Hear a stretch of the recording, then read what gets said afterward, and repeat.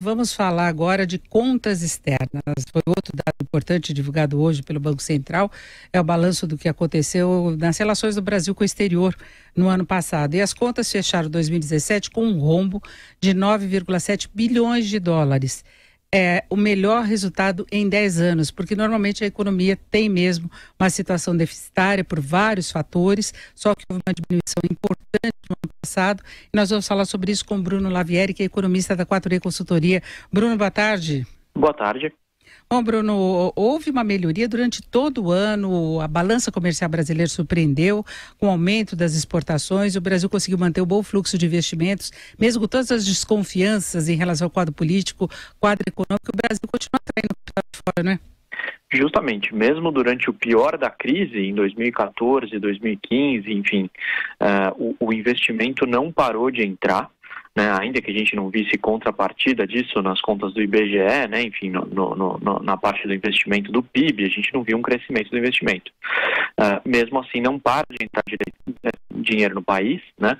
Esse dinheiro muitas vezes vai para a Bolsa, vai para outros ativos que não investimento físico, né? Mas mesmo assim não deixa de ser um bom sinal essa entrada de capital.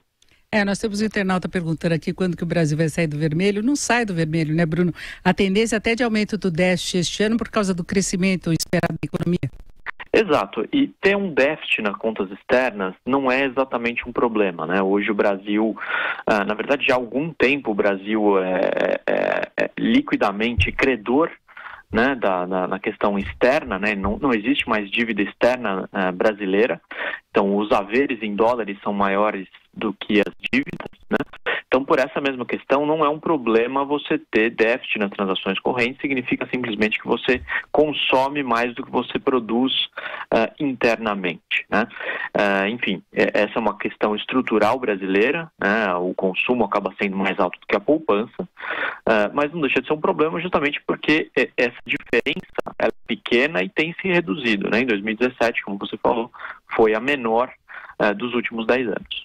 E você tem uma retomada também de gastos de brasileiros no exterior, que é outro reflexo de recuperação de poder de compra. Houve um aumento de 16,6% em dezembro, 31% em 2017 sobre 2016, chegando a 19 bilhões de dólares. Nós tivemos esses gastos despencando durante o auge da crise econômica, do auge do desemprego também, e depois aos poucos foi reagindo, né? Isso, assim como todos os outros dados de atividade doméstica, né? Claro, cada um responde na sua magnitude, mas a questão é que você passou por um aperto muito grande nos últimos anos, né? 2015 e 2016 principalmente, e em 2017 você voltou a consumir, a viajar, etc., né? Então, enfim, ainda que você não tenha recuperado os patamares que foram atingidos antes disso, né, em 2013, 2014, o número de 2017 indica uma recuperação.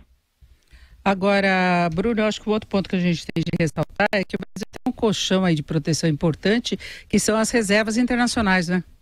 Claro, as reservas são importantíssimas para manter essa calmaria, apesar da crise doméstica, né? Essa foi uma das primeiras vezes que a gente teve uma crise muito grave na economia e que não envolveu o setor externo, né? A gente não viu nenhuma notícia acerca de dívida externa, justamente porque essa questão já foi contornada, né? O próprio câmbio não explodiu como teria explodido em outros momentos, né? Então, enfim, a questão do setor externo está muito bem resolvida na economia brasileira, é uma das poucas boas notícias que a gente tem. Naturalmente, a gente não pode falar a mesma coisa de contas públicas, né? Mas nesse fronte das contas externas, continua tudo muito tranquilo. Bom, Bruno, então a tendência é de um aumento do déficit este ano, mas é uma situação tranquila, é um dos bons números da economia, podemos dizer assim? Isso, a expectativa para este ano é que o déficit em conta corrente aumente muito em função de uma balança comercial menos positiva, né? Como a gente sabe, 2017 teve uma safra agrícola extraordinária, estupenda, e isso levou a um saldo comercial recorde, né? Em 2018, ao que tudo indica, essa safra agrícola não deve ser tão positiva e, por isso mesmo, a balança comercial também não deve ser tão superavitária, né? Não deve sobrar tanto na diferença entre exportações e importações. Então, Então, enfim, com um saldo comercial menor, esse déficit em transações correntes deve aumentar um pouquinho, mas ainda em nível bem controlado frente a outros países e frente mesmo ao que a gente já teve no passado. Ouvimos o Bruno Lavieri, que é economista da 4E Consultoria. Bruno, obrigada, uma boa tarde. Eu que agradeço. Boa tarde.